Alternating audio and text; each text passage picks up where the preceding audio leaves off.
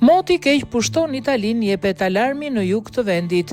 Moti i keq me stuhi të forta dhe shira të rrëmbyeshëm ka përfshirë jugun e Italisë. Mediat italiane bëjnë të ditur se cikloni Harry, i cili kohët e fundit ka arritur fazën e tij më të rëndë, vazhdon të shkaktojë frikë në Sardinjë, Kalabri dhe Sicili.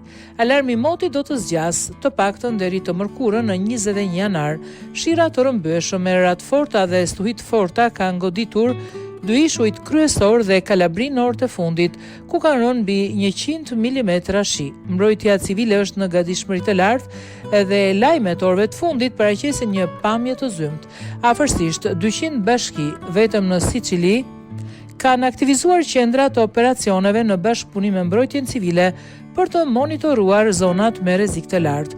Shkollat mbeten të mbyllura dhe kryetarët e bashkive po bëjnë thirrje për kujdes ekstrem dhe lidhjet hekurudhore midis Palermos dhe Katanias janë pezulluar.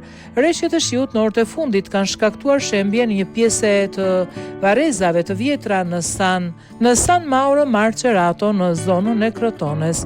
Një shembje rruge nga moti i keq në Santa Teresa di Riva në Messina fundosi një makinë, ndërsa gjatë ndërhyrjes një ambulancë u godit nga një vale fort dhe përplas me një shtyllë ndriçimi.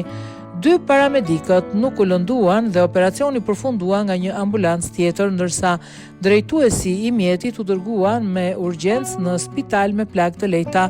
Mbi 70 zjarfikës janë vendosur në zonën e Siraguzës gjatë 24 orëve të fundit, veçanërisht midis Siraguzës, Augusta dhe Priolo Gargalo. Shiu ka qenë i pandërprerë në kryeqytet. Erërat e forta gjatë natës kanë rrëzuar pemë dhe shtylla dhe kanë rrëzuar linjat e energjisë elektrike, duke ndërprerë energjinë elektrike në disa zona. Zjarfikësit gjithashtu kanë hequr tenda, llamarina dhe tabela reklamuese.